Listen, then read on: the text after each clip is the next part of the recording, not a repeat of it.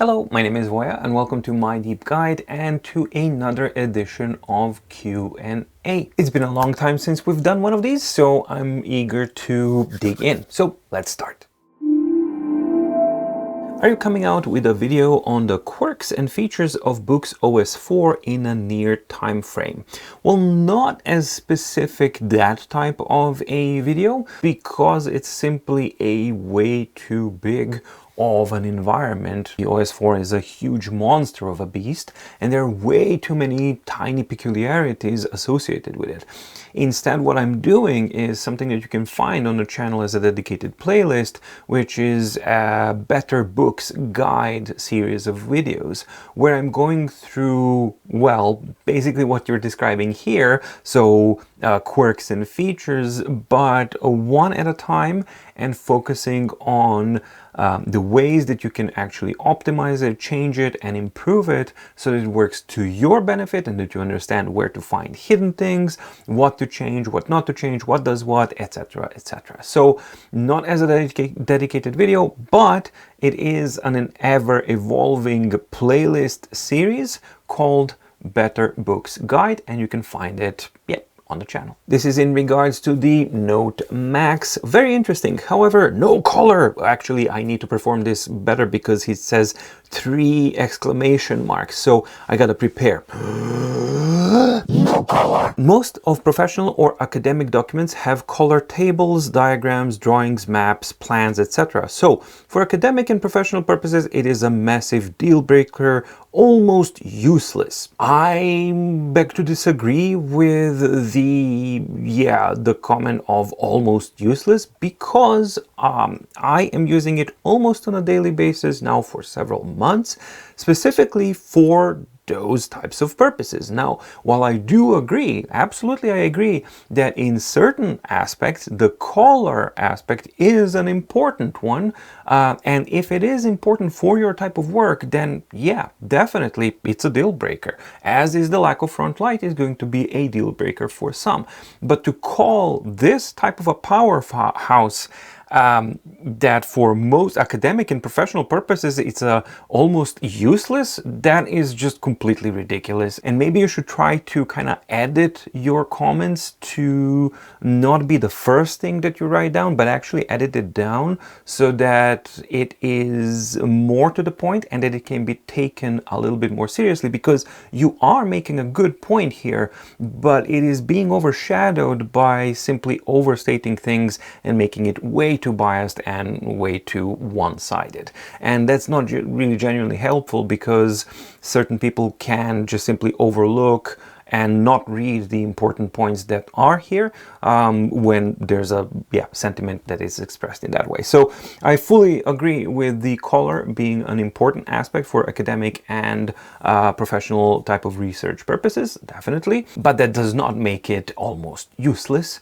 not at all. Bright side of maths, hello! I also love my Note Max. Your videos really help me to configure the menus and everything such that it's much cleaner now. Glad to be of help. I usually only have problems that I accidentally flip pages while writing on it, and that sometimes erased lines only vanish after a refresh.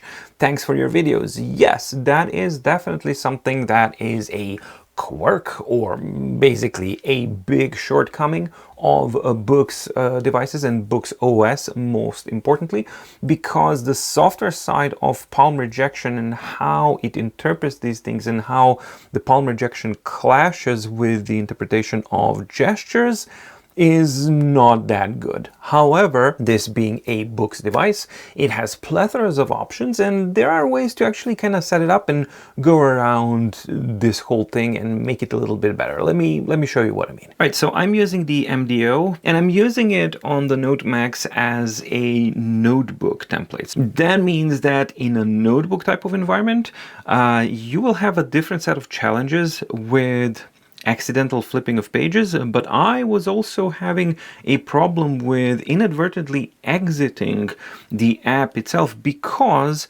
I normally have, let me show you in a different example, I can't really show you here because of the setup, which I'll talk about, but I have a setup with the gestures that, for example, if I'm here, flip up here in the middle is going to go home. right? The problem that I would experience is accidentally activating that swipe up gesture by simply, moving the hand up and inadvertently triggering it.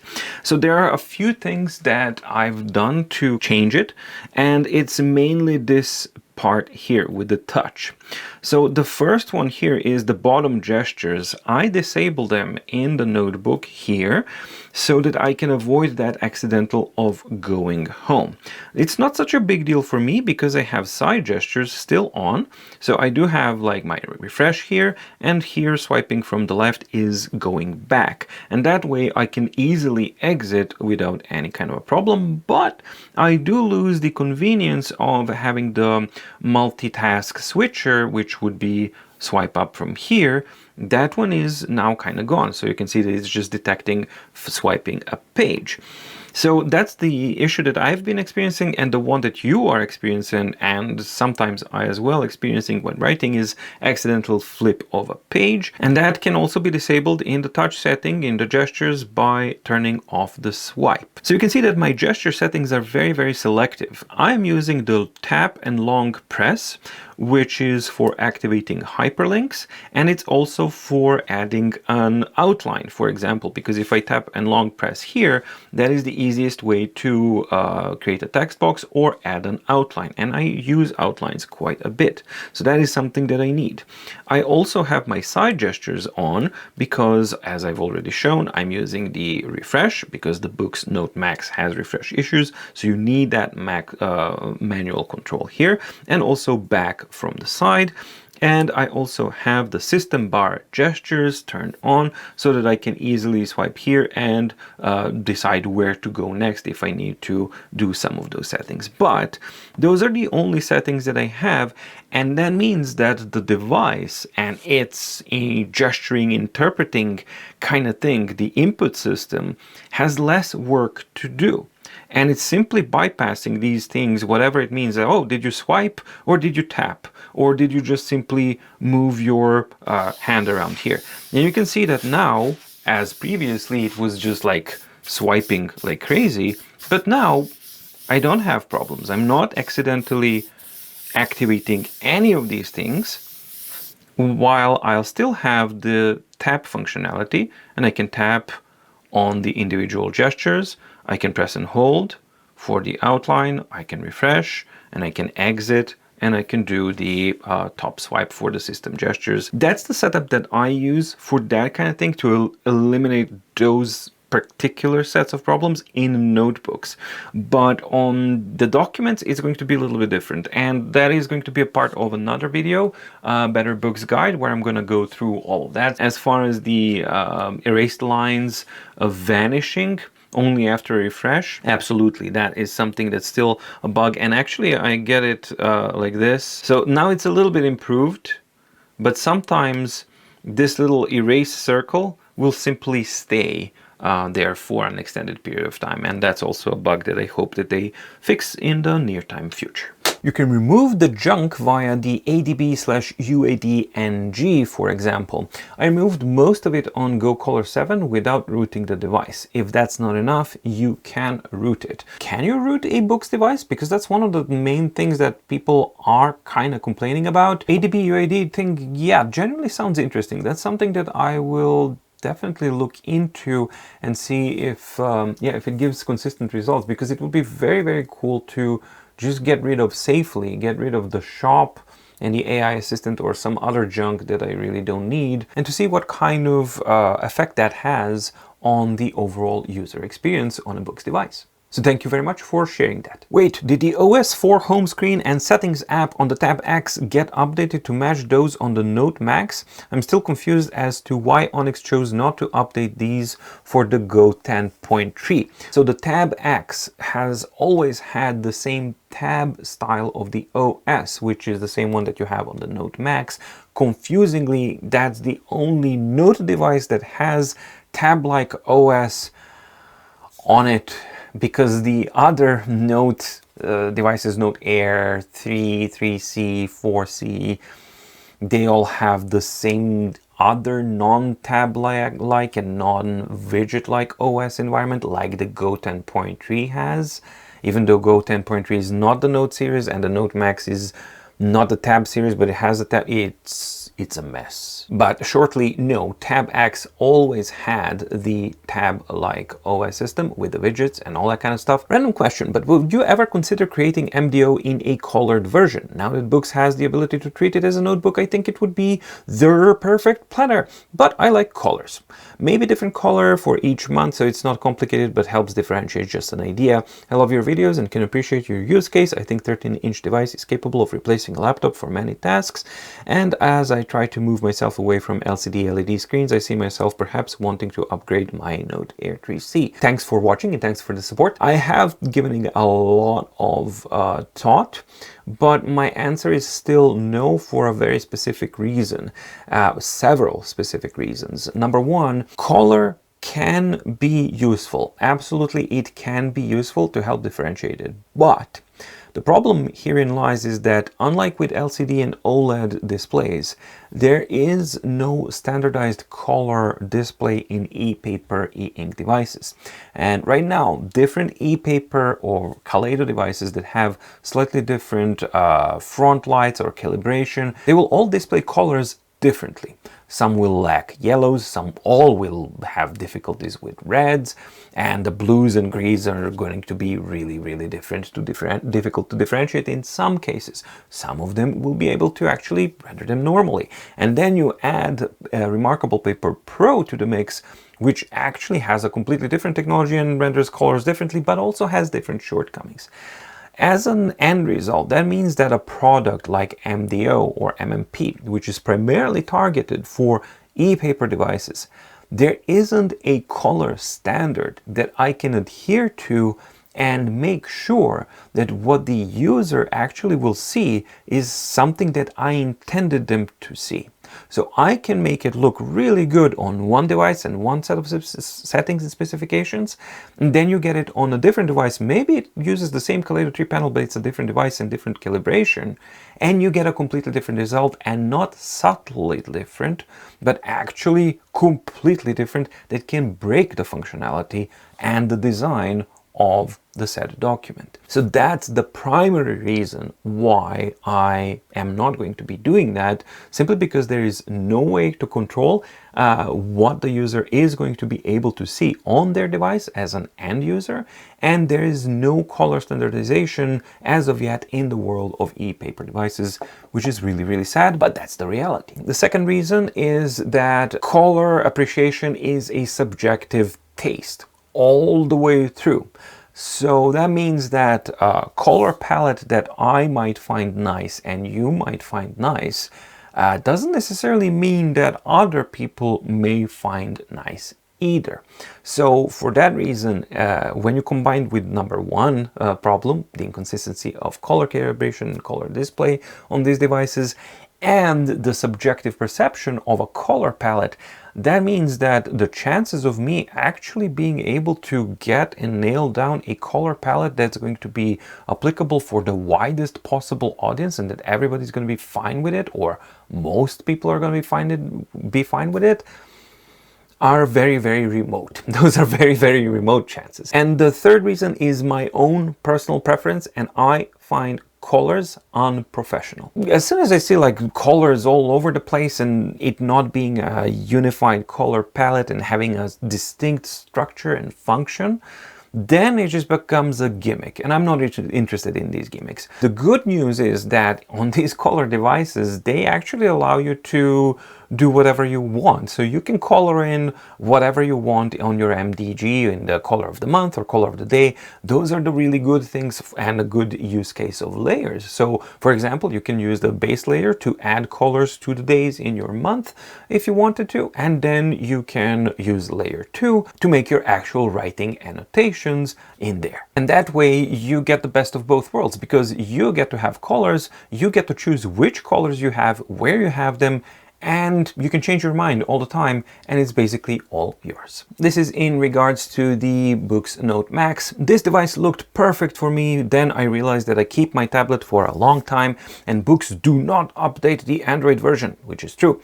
3 years of firmware update may not be enough for me. There's a difference here. The Android version is not updated on Boox devices. That is true. But the firmware is updated well beyond the 3-year period, and there are multitudes of devices that actually are updated 5 years after they have been released and things like that. So for example, yeah, my trusty old Poke 2, which is from late 2019, I think, if I'm not mistaken.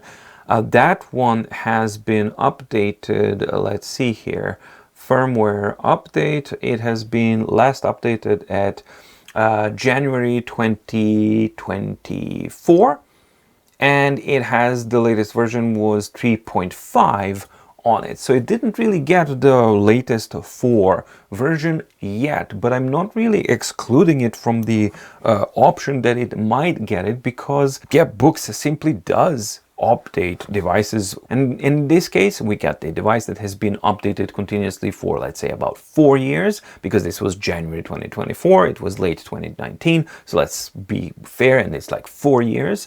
But there are also instances of, for example, Max 3 getting updated for close to 5 years. So yeah, you do have longer term support in Boox devices. This is also in relation to the Boox Note Max. Are you using the Coda app with it or the browser? I have found I can barely tolerate the app, which is why I typically don't enjoy accessing Coda on my iPad. So I wind up saving work for when I'm at a desktop. Could be a game changer if I could actually tolerate Coda on the Boox platform. And yeah, I wholeheartedly agree. I think that the Coda app for Android, I don't know what's it like on iOS, but I assume it's going to be the same kind of unusable thing. I find it intolerable and unusable, basically, because there are some basic type of functionalities that are simply missing. The way I use it on the Note Max is in the browser, but let me just show you what I do. All right, so I'm using Edge. That's the browser of my choice, but you can use any browser that you want, of course, and I access my Coda directly from it. But the important aspect here is that I am not running a mobile site, because even though the mobile site does work of Coda, it works okay, but I find the desktop version of the site is the one that Coda has been designed for primarily, and you need to use a browser that allows you to switch between desktop site and the mobile site. And as you can see here, it gives me the option to go to mobile site, which I will not, and that means that I've already switched to the desktop version of the site. And for example, let me just flip it into the landscape mode, and because it just gives me more kind of room to work with.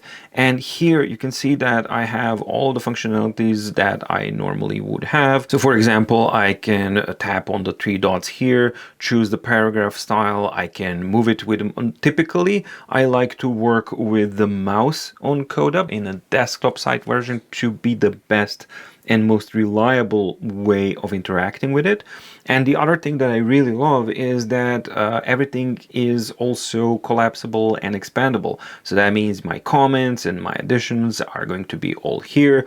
I can expand this whole thing to be just fully just content, or I can just grab the sub pages, and yeah, the formulas, the search, the whole thing, the whole shebang just simply works. This is a multi-question in one. So how do you manage colored graphics in reading? Well, I don't depend too much on colors, but generally speaking, I like to experiment and find what the settings are best for me. And I typically use custom settings that I prefer. Minimizing contrast, allowing more breathing room for the content, and not really expecting vividness. What I'm trying to get the e-paper to mimic is a newspaper or a magazine, not an LCD or an OLED display. If it is more in relation of a question of how do I manage colored graphics reading on a monochromatic device like the Note Max is, well, I don't really have that problem, because the grayscale interpretation is, for the most use cases, something that's more than enough and more than easy to differentiate. Now that is just for me, because that is an entirely subjective subjective thing, and some people will genuinely have issues with differentiating between different grayscale type of contents. Fortunately for me, that's not a case, so then I can enjoy using this device like that. But if it is something that you find yourself struggling with, then yeah, then you may rely on colors, and it may make things a lot easier for you. No front light is a no-go for me. I live in Senegal and I can't live with the curtains opened. I want to save the AC, too much sun. Well, okay. I mean, then no front light devices are a no-go for you. I agree 100% from laptop backlit versus an e-ink. Glad to hear that. How does it compare to Note Air 3C and 4C for writing experience? I think that it compares really well, and it excels in certain aspects. First of all, the writing experience is extremely similar, as in the writing surface is almost identical, and it feels a little bit better than the Note Air 3C or 4C. Both of those 3C and 4C are using the thin glass panel on top that gives allows a little bit of give, which gives this kind of softness feel. You don't have the hardness of a glass that is typically associated with these devices, and for example Go 10.3 suffers from that. I'm happy to report that the Note Max doesn't suffer from that, and even more, because it's a larger surface, it actually has even more give than the Note Air 3C and the 4C. So I find the writing experience and writing comfort to be superior on the Note Max than on the Note Air 3C and 4C, but definitely of a same type of characteristic. So same but better. The second area where it also is improved is that it has improved writing latency compared to both of those devices, so it's much faster and much more responsive. And the third aspect for me is the lack of front light. Makes the content closer to the surface of the screen, which makes the immersion better, and for me it's an important aspect, and that's why I prefer devices that do not have a front light. And the final fourth aspect is that when compared to the Note Air 3C or 4C, which are Kaleido panels that have that passive matrix, I find that the monochromatic device, which is a typical e-ink paper screen, being so much brighter and so much cleaner than a Kaleido panel, also is beneficial for the overall writing experience and readability of what you wrote.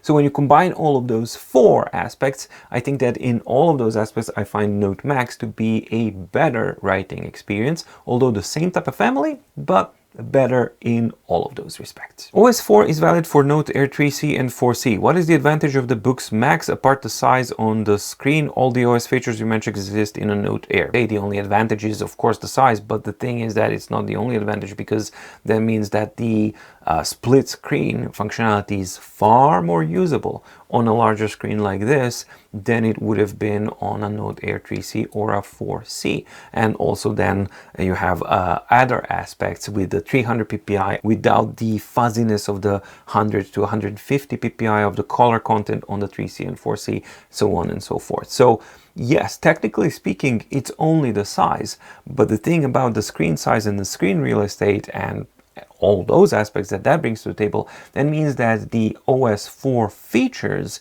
that are generally present on all of these devices, but they are far more usable on the Note Max in real world scenarios than they would be on a smaller panel. Again, in regards to the Boox Note Max, and by now you've noticed that there was a bunch of questions regarding to the Note Max, so I wanted to address them all kind of in one Q&A to get that all out of the way. So has the ghosting performance improved since release? I saw your review which showed terrible ghosting performance on the Note Max compared to the Go 10.3, etc. It has been improved slightly in comparison with the initial release, but when you still compare it to the 10.3, it's way worse. I simply think that it's the fact of the panel itself, the 300 ppi 13.3 inch panel has ghosting issues, or it is the way that Boox is driving that panel in order to get the battery performance and the screen refresh performance. I don't know which one of those is the case, but there is definitely a ghosting issue with the Note Max, with one caveat. And that's something that they are not making it clear, Boox is not making it clear for the users, and that is that if you use Note Max in the normal, regal, or standard refresh mode, which is typically what e-paper and e-ink users associate with the cleanest refresh mode, That's not the case, because that's actually where it has most ghosting. It's when you switch to the balanced mode, when the BSR is enabled, and then it actively deghosts and helps the Note Max actually get a better performance. So if you want the best type of ghosting performance, then you will want to use the balanced refresh mode on the Note Max, because that will enable the BSR functionality to work. However, that is also going to start drawing more power, so you will lose a little bit more of battery life. But I find that to be a very comfortable compromise, especially with the side gestures, where I can just simply swipe from the side and get a full screen refresh and get a completely clean slate. I find this kind of balance to be really cool, because in highly interactive mode, so for example, if I'm working in Coda and I'm scrolling a lot and things like that, if I were in normal refresh mode, not only would the speed be really bad, but the ghosting would be absolutely dreadful. So in the balance mode, the BSR is working. Yes, it's draining the battery more, but it's giving me faster and cleaner results. But then when I actually go to handwriting or reading, I switch back to the standard refresh mode, and that increases my battery life and increases the image quality. And yes, the ghosting is there, but I have the side swipe gesture, which is absolutely effortless, and I don't find it as a problem for me personally. But yeah, the ghosting thing is a thing with Note Max. It's just that it's, I don't think that it's a deal breaker, because there are ways around it. And there are use case scenarios here available with the device. Again, it's just like not explained properly, and the user has to dig around and look around for resources to help them understand how best to use a device like this. All right, that's it from me for this edition of Q&A. I hope that you found it informative and or useful. If you did, please like, subscribe, and blah, blah, blah, blah. And if you do like the work that I do, go visit mydeepguide.com/shop, where you can find my daily organizer, my deep guide meeting planner, and my deep guide custom templates for your e-paper devices. More information about all of this you can find at the shop directly or in the links down below. Thank you so much for watching. Stay safe, stay healthy, and see you in the next video. Bye!